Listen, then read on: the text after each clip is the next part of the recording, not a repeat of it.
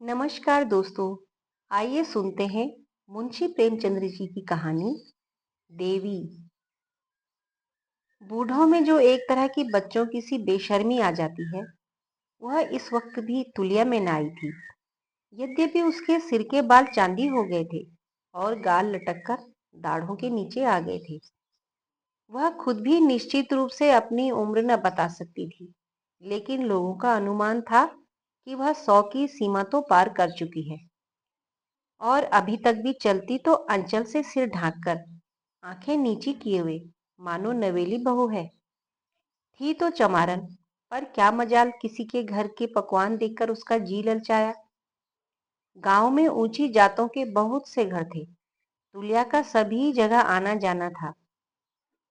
सारा गांव उसकी इज्जत करता था और गृहिणियां तो उसे श्रद्धा की आंखों से देखती थी। उसे आग्रह के साथ अपने घर बुलाती, उसके सिर में तेल डालती, मांग में सिंदूर भरती। कोई अच्छी चीज पकाई होती, जैसे हलवा या खीर या पकौड़ियाँ, तो उसे खिलाना चाहती। लेकिन बुढ़िया को जीभ से सम्मान कहीं ज्यादा प्यारा था। कभी न खाती। उसके आगे पीछे कोई न था। उसके टोले के लोग तो कुछ तो गांव छोड़कर भाग गए थे, कुछ प्लेग और मलेरिया की भेंट हो गए थे, और अब थोड़े से खंडर मानो उनकी याद में नंगे सिर खड़े छाती सी पीट रहे थे। केवल तुलिया की मंडैया ही जिंदा बच रही थी। और यद्यपि तुलिया जीवन यात्रा की उस सीमा के निकट पहुंच चुकी थी जहां आदमी धर्म और समाज के सारे बंधनों से मुक्त हो जाता है, और अब श्रेष्ठ प्राणियों को भी उसकी जाति के कारण कोई भेद न था। सभी उसे अपने घर में आश्रय देने को तैयार थे। पर मानप्रिय बुढ़िया क्यों किसी का एहसान ले, क्यों अपने मालिक की इज्जत में बट्टा लगाए, जिसकी उसने 100 बरस पहले केवल एक बार सूरत देखी थी। हाँ, केवल एक बार। तुलिया की जब सगाई हुई तो वह केवल 5 साल की थी और उसका पति 18 साल का बलिष्ठ युवक था। विवाह करके वह कमाने पूरब चला गया। सोचा, अभी इस लड़की के जवान होने में 10-12 साल की देर है। इतने दिनों में क्यों न कुछ धन कमा लूं और फिर निश्चिंत होकर खेती बाड़ी करूं। लेकिन तुलिया जवान भी हुई, बूढ़ी भी हो गई। वह घर लौटकर न आया। 50 साल तक उसके खत हर तीसरे महीने आते रहे। खत के साथ जवाब के लिए एक पता लिखा हुआ लिफाफा भी होता था और 30 रुपए का मनी ऑर्डर। खत में वह बराबर अपनी विवशता, पराधीनता और दुर्भाग्य का रोना रोता था।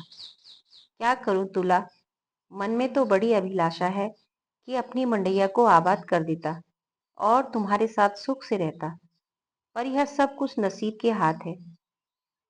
अपना कोई बस नहीं। जब भगवान लावेंगे तब आऊंगा। तुम धीरज रखना, मेरे जीते जी तुम्हें कोई कष्ट न होगा। तुम्हारी बाह पकड़ी है तो मरते दम तक निबाह करूंगा। जब आंखें बंद हो जाएंगी तब क्या होगा, कौन जाने। प्रायः सभी पत्रों में थोड़े से हेर फेर के साथ यही शब्द और यही भाव होते थे।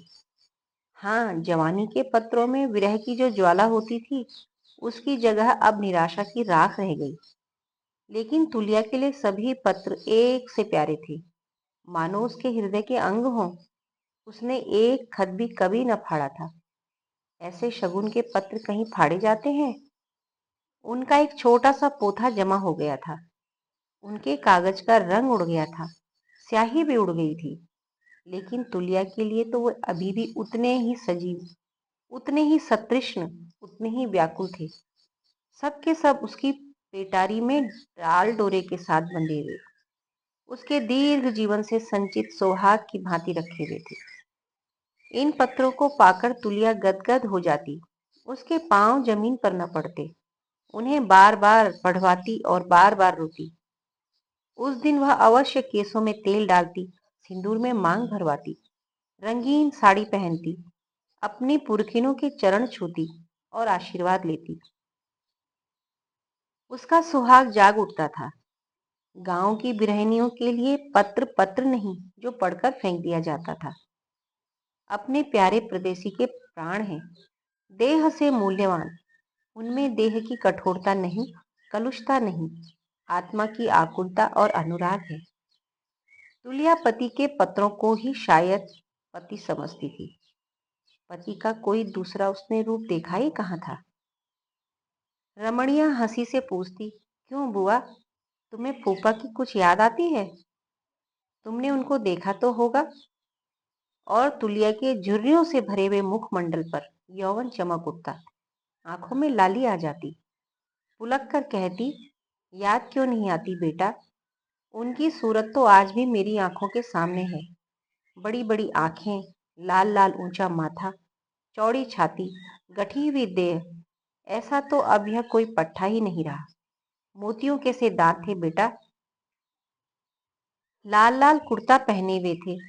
जब ब्याह हो गया तो मैंने उनसे कहा, मेरे लिए बहुत से गहने बनवाओगे ना? नहीं तो मैं तुम्हारे घर नहीं रहूंगी। लड़कपन था बेटा, शर्म लिहाज कुछ थोड़े ही था। मेरी बात सुनकर वह बड़े जोर से ठट्ठा मारकर हंसे और मुझे अपने कंधे पर बिठाकर बोले, मैं तुझे गहनों से लाद दूंगा तुलिया, कितने पहनोगी?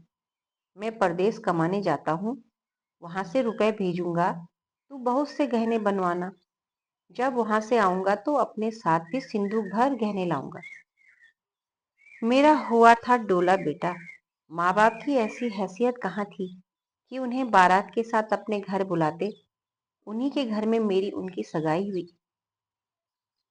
और एक ही दिन में मुझे वह कुछ ऐसे भाए कि जब चलने लगे तो मैं उनके गले लिपट कर रोती थी और कहती थी, मुझे भी अपने साथ ले चलो। मैं तुम्हारा खाना पकाऊंगी, तुम्हारी खाट बिछाऊंगी, तुम्हारी धोती धोऊंगी। वहां उन्हीं के उम्र के दो तीन लड़के और बैठे हुए थे। उन्हीं के सामने वह मुस्कुराकर मेरे कान में बोले, और मेरे साथ सोएगी नहीं? बस मैं उनका गला छोड़कर अलग खड़ी हो गई और उनके ऊपर एक कंकड़ फेंक कर बोली, मुझे गाली दोगे तो कह देती हूँ हाँ। और यह जीवन कथा नित्य के सुमिरन और जाप से जीवन मंत्र बन गई थी। उस समय कोई उसका चेहरा देखता, खिला पड़ा था। घूंघट निकालकर, भाव बताकर, मुंह फेर कर हंसती हुई, मानो उसके जीवन में दुख जैसी कोई चीज ही नहीं। वह अपने जीवन की इस पुण्य स्मृति का वर्णन करती, अपने अंतःस्थल के इस प्रकाश को दर्शाती जो 100 बरसों से उसके जीवन पथ के कांटों को गढ़ों से बचाता आया था। कैसी अनंत अभिलाषा, जिसे नित्य सत्यों ने जरा भी धूमिल न कर पाया था। वह भी दिन थे जब तुलिया जवान थी, सुंदर थी और पतंगों को उसके रूप दीमक पर मचराने का नशा सवार था। उसके अनुराग और उन्माद का समर्पण की कथाएं जब वह कांपते हुए स्वरों और सजल नेत्रों से कहती, तो शायद उन शहीदों की आत्माएं स्वर्ग में आनंद से नाच उठती होंगी, क्योंकि जीते जी उन्हें जो कुछ न मिला वही अब तुलिया उन पर दोनों हाथों से निछावर कर रही थी। उसकी उठती हुई जवानी थी, जिधर से निकल जाती युवक समाज कलेजे पर हाथ रखकर रह जाता। तब बंसी सिंह नाम का एक ठाकुर था, बड़ा छैला, बड़ा रसिया, गांव का सबसे मनचला जवान, जिसकी तान रात के सन्नाटे में कोस भर से सुनाई पड़ती थी।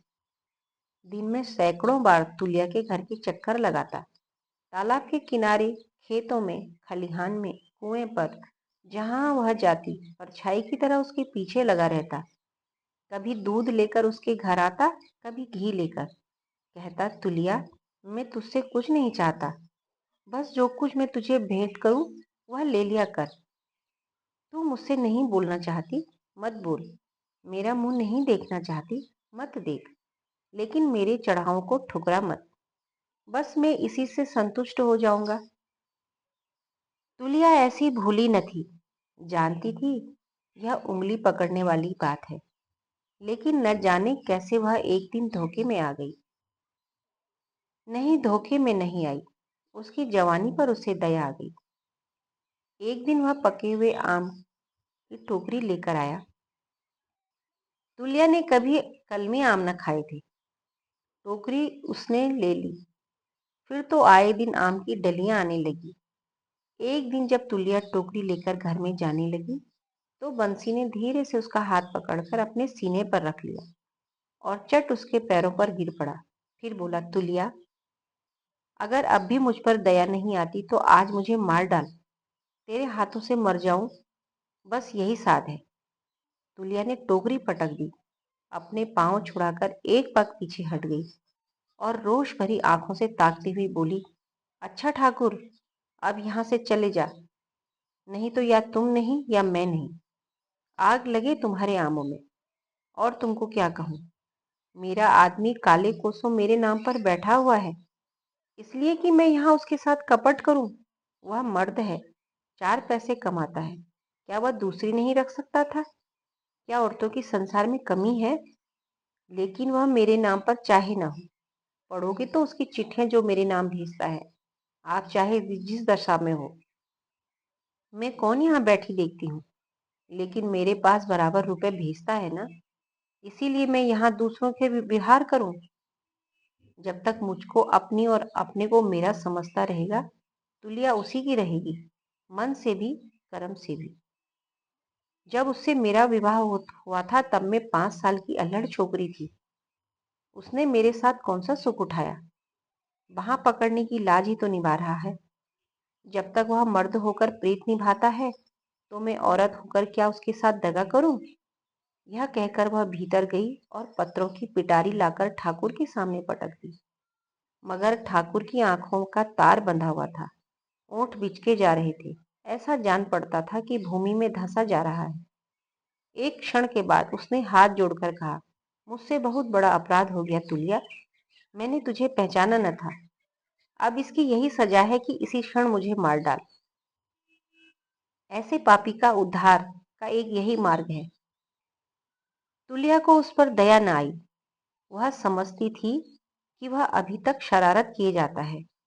झल्लाकर बोली, मरने को जी चाहता है तो मर जा। क्या संसार में कुएं तालाब नहीं, या तुम्हारे पास तलवार कटार नहीं? मैं किसी को क्यों मारूं? ठाकुर ने हताश आंखों से देखा, तो यही तेरा हुक्म है?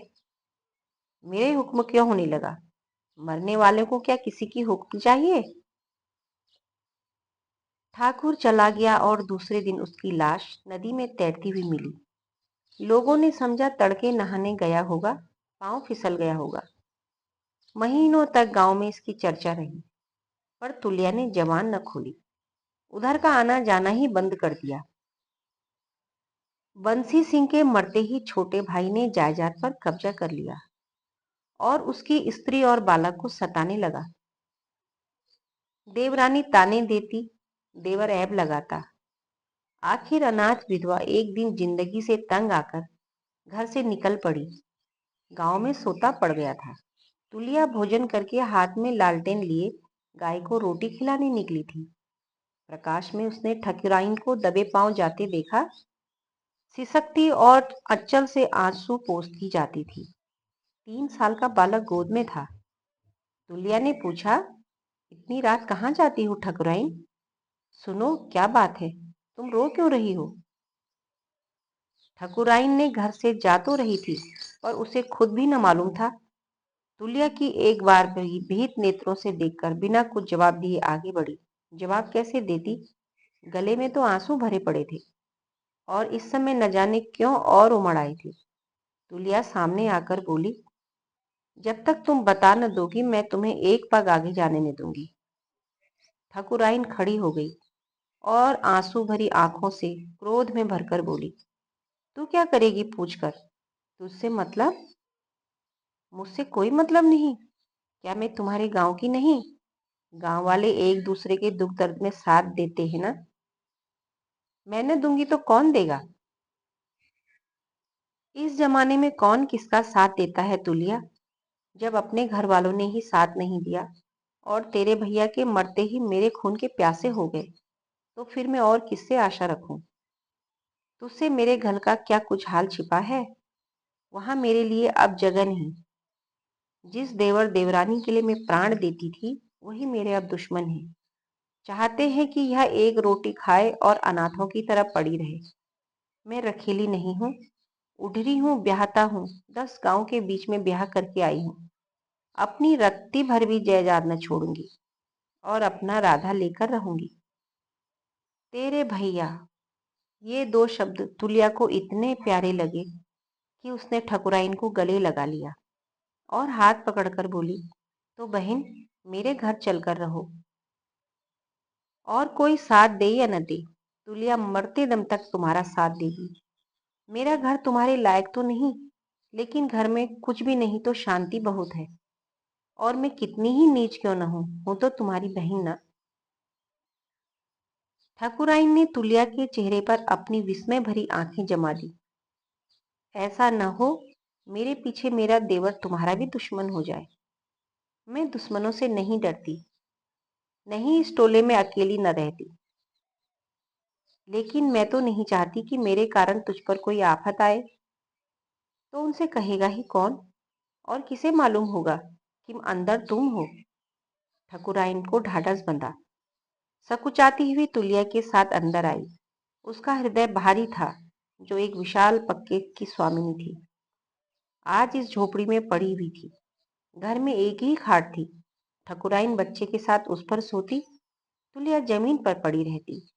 एक ही कंबल था।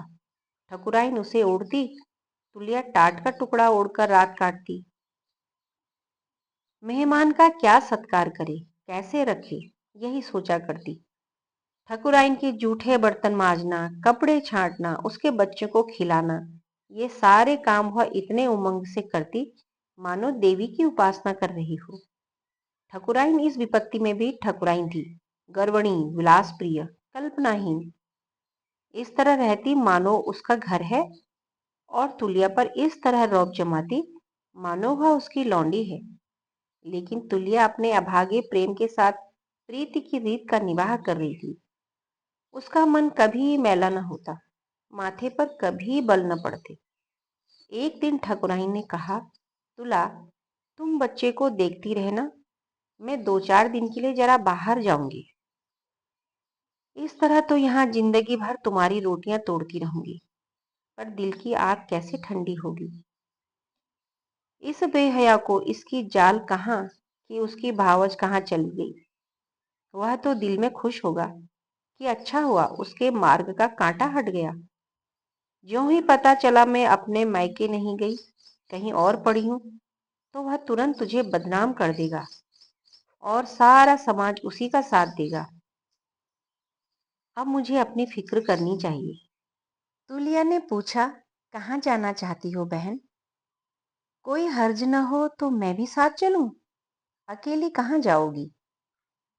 उस सांप को कुचलने के लिए कोई लाठी खोजूंगी। तुलिया इसका आशय न समझ सकी और उसके मुंह की ओर ताकने लगी। ठकुराइन ने निर्लजता के साथ कहा, तू इतनी मोटी सी बात भी नहीं समझी, साफ साफ ही सुनना चाहती है। अनाथ स्त्री के पास अपनी रक्षा का अपने रूप के सिवा दूसरा कौन अस्त्र है? अब उसी अस्त्र से काम लूंगी। जानती है इस रूप के क्या दाम होंगे? इस भेड़िए का सिर, इस परगने का हाकिम, जो कोई भी हो, उसी पर मेरा जादू चलेगा। और ऐसा कौन सा मर्द है जो किसी युवती के जादू से बच सके, चाहे वह ऋषि ही क्यों न हो। धर्म जाता है तो जाए, मुझे परवाह नहीं। मैं यह नहीं देख सकती कि मैं बन बन की पत्तियां तोड़ूं और वह शोहदा मूछों पर ताव देकर राज करे। तुलिया को मालूम हुआ इस अभागिनी के हृदय पर कितनी गहरी चोट है।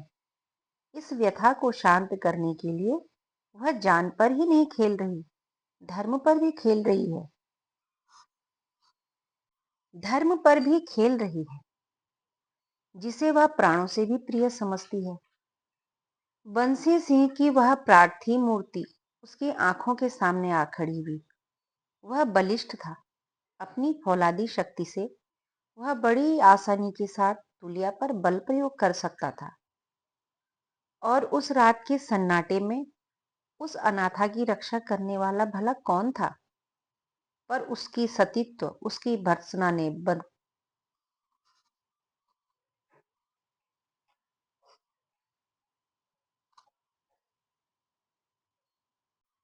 पर उसका सतीत्व भरी भर्त्सना ने बंसी सिंह को किस तरह मोहित कर लिया, जैसे कोई काला भयंकर नाग महुवर का सुरीला राग सुनकर मस्त हो गया हो। उसी सच्चे सूरमा की कुली मर्यादा आज संकट में है। क्या तुलिया उस मर्यादा को लूटने देगी और कुछ न करेगी? नहीं नहीं। अगर बंसी सिंह ने उसके सत को अपने प्राणों से प्रिय समझा तो वह भी उसकी आबरू को अपने धर्म से बचाएगी। उसने ठकुराइन को तसल्ली देते हुए कहा, अभी तुम मत जाओ बहन, पहले मुझे अपनी शक्ति आजमा लेने दो।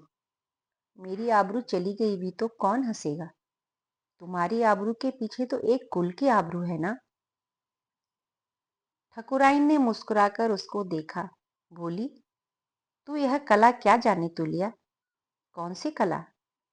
यही मर्दों को उल्लू बनाने की। मैं नारी हूं, लेकिन पुरुषों का चरित्र तो नहीं जानती ना। यह तो हम तुम दोनों माँ के पेट से ही सीख कर आई हैं। कुछ बता तो, क्या करेगी? वही जो तुम करने जा रही हो। तुम परगने के हाकिम पर अपना जादू डालना चाहती हो। मैं तुम्हारे देवर पर जाला फेंकूंगी। बड़ा घाघ है तुलिया, यही तो देखना है।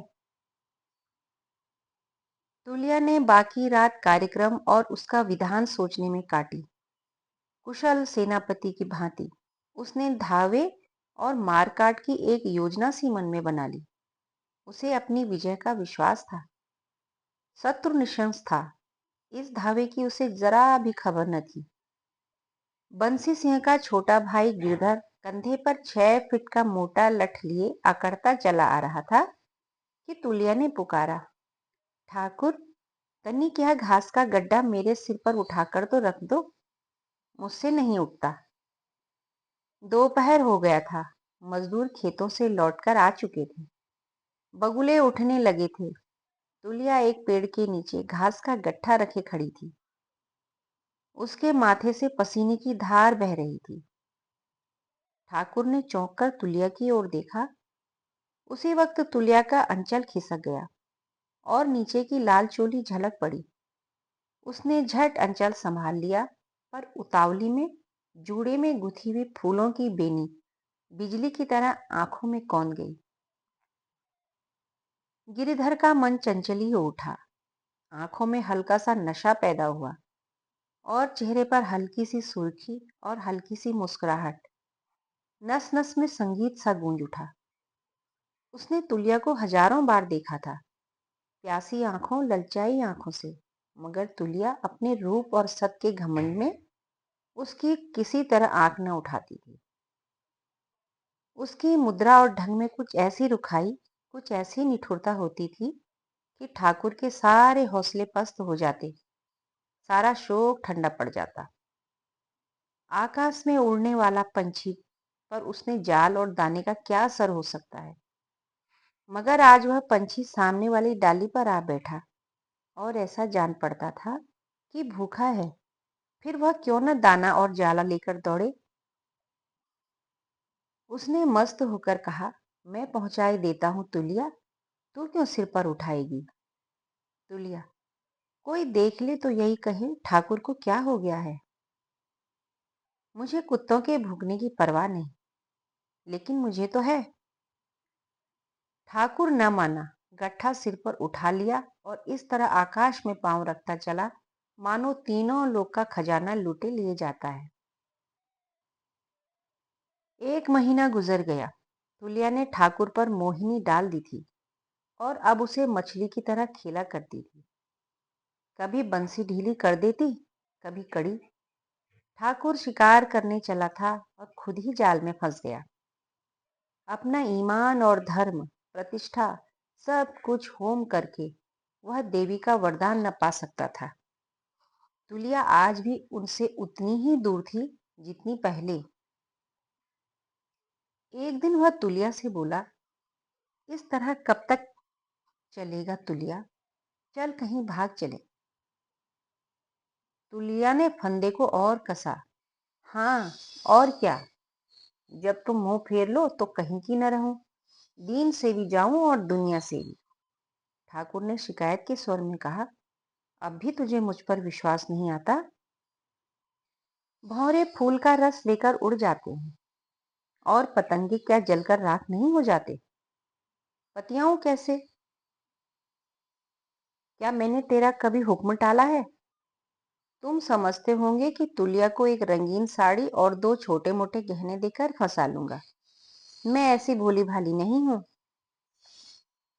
तुलिया ने ठाकुर के दिल की बात भांप ली। ठाकुर हैरत में आकर उसका मुंह ताकने लगा। तुलिया ने फिर कहा, आदमी अपना घर छोड़ता है तो पहले कहीं बैठने का ठिकाना कर लेता है। ठाकुर प्रसन्न होकर बोला, तो तू चलकर मेरे घर में मालकिन बनकर रह। मैंने तुझे कितनी बार कहा।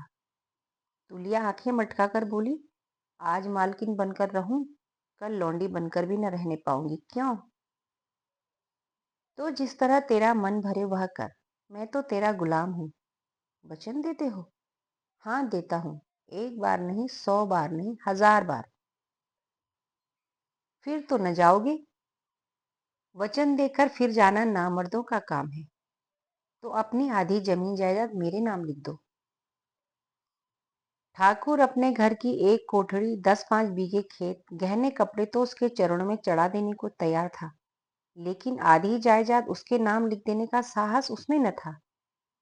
कल तो तुलिया उससे किसी बात पर नाराज हो जाए तो उसे आधी जायदाद से भी हाथ धोना पड़े।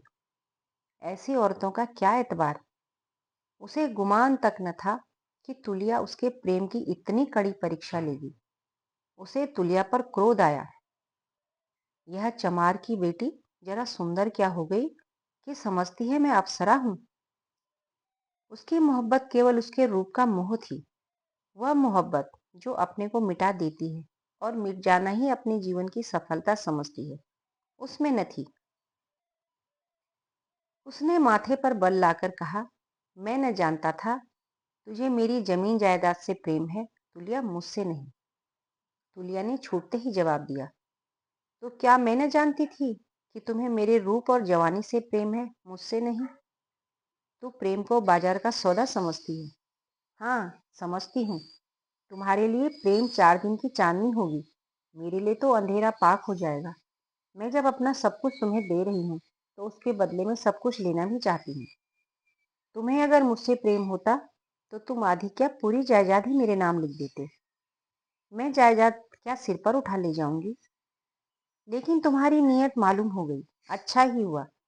भगवान न करे ऐसा कोई समय आए, लेकिन दिन किसी के बराबर नहीं जाते। अगर ऐसा कोई समय आया कि तुमको मेरे सामने हाथ पसारना पड़ा तो तुलिया दिखा देगी कि औरत का दिल कितना उदार हो सकता है। तुलिया झल्लाई हुई वहां से चली गई, पर निराश न थी, न बेदिल। जो कुछ हुआ उसके सोचे हुए विधान का ही एक अंग था। इसके आगे क्या होने वाला है, इसके बारे में भी उसे कोई संदेह नहीं था। ठाकुर ने जायदाद तो बचा ली, पर बड़े ही महंगे दामों में। उसके दिल का इत्मीनान गायब हो गया। जिंदगी में जैसे कुछ रहा ही ना हो। जायदाद आंखों के सामने थी, तुलिया दिल के अंदर। तुलिया जब रोज सामने आकर अपनी तिरछी चितवनों से उसके हृदय में बाण चलाती थी, तब वह ठोस सत्य थी। अब जो तुलिया उसके हृदय में बैठी है, वह स्वप्न थी जो सत्य से कहीं ज्यादा मादक, विदारक है। कभी कभी तुलिया स्वप्न किसी एक झलक नजर आ जाती और स्वप्न की ही भांति विलीन भी हो जाती। गिरिधर उससे अपने दिल का दर्द कहने का अवसर ढूंढता रहता, लेकिन तुलिया उसके साये से भी परहेज करती। गिरिधर को अब अनुभव हो रहा था कि उसके जीवन को सुखी बनाने के लिए उसकी जायदाद जितनी जरूरी है, उससे कहीं ज्यादा जरूरी तुलिया है। उसे वह अपनी कृपणता पर क्रोध आया। जायदाद क्या तुलिया के नाम रही, क्या उसके नाम? इस जरा सी बात में क्या रखा है? तुलिया तो इसलिए अपने नाम लिख रही थी कि कहीं मैं उसके साथ बेवफाई न कर जाऊं, तो वह अनाथ हो जाए। जब मैं उसके बिना कौड़ी का गुलाम हूं तो बेवफाई कैसी? मैं उसके साथ बेवफाई करूंगा जिसकी एक निगाह के लिए, एक शब्द के लिए तरसता हूं। कहीं उससे एक बार एकांत में भेंट हो जाती तो उससे कहता, तुला, मेरे पास जो कुछ है सब तुम्हारा है। कहो बख्शीशनामा लिखूं, कहो बयाननामा लिख दूं। मुझसे जो अपराध हुआ उसके लिए नादिम हूं। जायदाद से मनुष्य को जो एक संस्कारगत प्रेम है, उसी ने मेरे मुंह से वह शब्द निकलवाए। यही रिवाजी लोभ मेरे और तुम्हारे बीच में आकर खड़ा हो गया। पर अब मैंने जाना कि दुनिया में वही चीज सबसे कीमती है जिससे जीवन में आनंद और अनुराग पैदा हो। अगर दरिद्रता और वैराग्य में ही आनंद मिले तो वही सबसे प्रिय वस्तु है जिस पर आदमी जमीन और मलकियत सब कुछ होम कर देगा। आज भी लाखों माई के लाल हैं जो संसार के सुखों पर लात मारकर जंगलों और पहाड़ों की सैर करने में मस्त हैं। मैं उस वक्त इतनी मोटी सी बात न समझ पाया। हाय रे दुर्भाग्य। एक दिन ठाकुर के पास तुलिया ने पैगाम भेजा, मैं बीमार हूँ, आकर देख जा। कौन जाने बचूं कि न बचूं। उधर कई दिन से ठाकुर ने तुलिया को न देखा था। कई बार उसके द्वार के चक्कर भी लगाए पर वह न दिख पड़ी। अब जो यह संदेश मिला तो वह जैसे पहाड़ से ही नीचे गिरा। रात के 10 बजे होंगे। पूरी बात भी न सुनी और दौड़ा। छाती धड़क रही थी और सिर उड़ा उड़ा जा रहा था। तुलिया बीमार है, क्या होगा भगवान। तुम मुझे क्यों नहीं बीमार कर देते। मैं तो उसके बदले मरने को भी तैयार हूँ। दोनों ओर से काले काले वृक्ष मौत के समान दूत की तरह दौड़े चले आ रहे थे। रह रहकर उसके प्राणों से एक ध्वनि निकलती थी, हसरत और दर्द में डूबी हुई।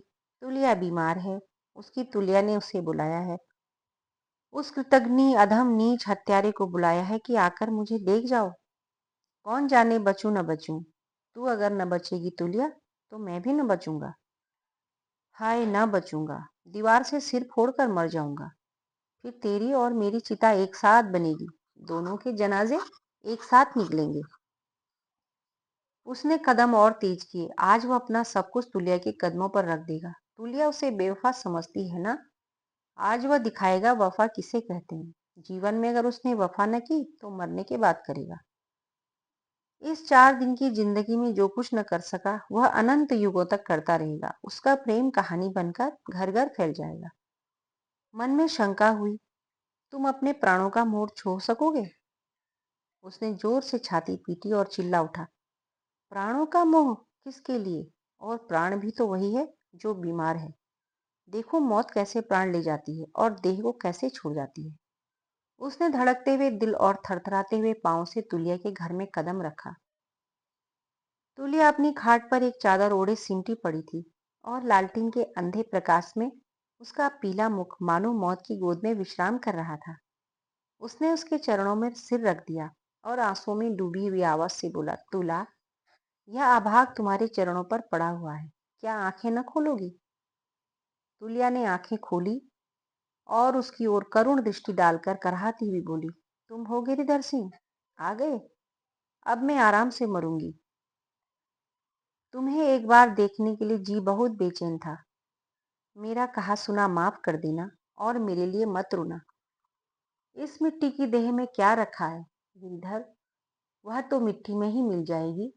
लेकिन मैं कभी तुम्हारा साथ न छोड़ूंगी। परछाई की तरह नित्य तुम्हारे साथ रहूंगी। तुम मुझे देख न सकोगे, मेरी बात न सुन सकोगे, लेकिन तुलिया आठों पहर सोते जागते तुम्हारे साथ रहेगी। मेरे लिए अपने को बदनाम मत करना गिरिधर। कभी किसी के सामने मेरा नाम जुबान पर मत लाना। हाँ, एक बार मेरी चिता पर पानी के छींटे जरूर मार देना। इससे मेरी हृदय की ज्वाला शांत हो जाएगी। गिरिधर फूट फूट कर रो रहा था। हाथ में कटार होती तो इस वक्त जिगर में ही मार लेता और उसके सामने तड़प कर मर जाता। जरा दम लेकर तुलिया ने फिर कहा, मैं बचूंगी नहीं गिरिधर। तुमसे एक विनती करती हूँ, मानोगे। छाती ठोककर गिरिधर ने कहा, मेरी लाश भी तेरे साथ ही निकलेगी तुलिया। अब जीकर क्या करूंगा और जीऊंगी तो कैसे। तू मेरा प्राण है तुलिया। उसे ऐसा मालूम हुआ। तुलिया मुस्काई, नहीं नहीं, ऐसी नादानी मत करना। तुम्हारे बाल बच्चे हैं, उनका पालन पोषण करना। अगर तुम्हें मुझसे सच्चा प्रेम है तो कोई ऐसा काम मत करना जिससे किसी को इस प्रेम की गंध भी मिले। अपनी तुलिया को मरने के पीछे बदनाम मत करना। गिरिधर ने रो रो कर कहा, जैसी तेरी इच्छा। मेरी तुमसे एक विनती है। अब तो जीऊंगा ही इसलिए कि तेरा हुक्म पूरा करूं। यही मेरे जीवन का ध्येय होगा। मेरी यह विनती है कि अपनी भाभी को उसी मान मर्यादा के साथ रखना जैसे वह बंसी सिंह के सामने रहती थी। उसका आधा उसको दे देना। लेकिन भाभी तो 3 महीने से अपने मायके में है और कहकर गई है कि कभी ना आऊंगी। यह तुमने बहुत बुरा किया गिरिधर, बहुत ही बुरा। अब मेरी समझ में आया कि क्यों मुझे बुरे बुरे सपने आ रहे हैं। अगर चाहते हो कि मैं अच्छी हो जाऊं तो जितनी जल्दी हो सके पढ़ा लिखी करके कागज पत्तर मेरे पास रख दो। तुम्हारी यह बददियानती ही मेरी जान का गाहक हो रही है। अब मुझे मालूम हुआ कि बंसी सिंह क्यों मुझे बार बार सपना देती हैं। मुझे और कोई रोग नहीं, बंसी सिंह ही मुझे सता रहे हैं। बस अभी जाओ, देर की तो मुझे जीता न पाओगे। तुम्हारी बेइंसाफी का दंड बंसी सिंह मुझे दे रहे हैं। गिरिधर ने दबी दबी जबान से कहा। लेकिन रात को कैसे लिखा पड़ी होगी तुली? स्टाम्प कहाँ मिलेगा? लिखेगा कौन? गवाह कहाँ है? कल सांझ तक भी तुमने लिखा पढ़ी कर ली तो मेरी जान बच जाएगी गिरिधर। मुझे बंसी सिंह लगे हुए हैं, वही मुझे सता रहे हैं, इसलिए क्योंकि वह जानते हैं तुम्हें मुझसे प्रेम है। मैं तुम्हारे ही प्रेम के कारण मारी जा रही हूँ। अगर तुमने देरी की तो तुलिया को जीता न पाओगे। मैं अभी जाता हूँ तुलिया, तेरा हुक्म सिर और आंखों पर। अगर तूने पहले ही यह बात मुझसे कह दी होती तो क्यों यह हालत होती। लेकिन कहीं ऐसा न हो मैं तुझे देख न सकूं और मन की लालसा मन में ही रह जाए। नहीं नहीं, मैं कल सांझ तक नहीं मरूंगी, विश्वास रखो। गिरिधर उसी क्षण वहां से निकला और रातों रात 25 कोस की मंजिल काट दी। दिन निकलते निकलते सदर पहुंचा, वकीलों से सलाह मशविरा किया, स्टाम्प लिया, भावच के नाम आधी जमीन जायदाद लिख दी, रजिस्ट्री कराई और चिराग जलते जलते हैरान परेशान, थका मादा, बेदाना पानी, आशा और दुराशा से कांपता हुआ आकर तुलिया के सामने खड़ा हो गया।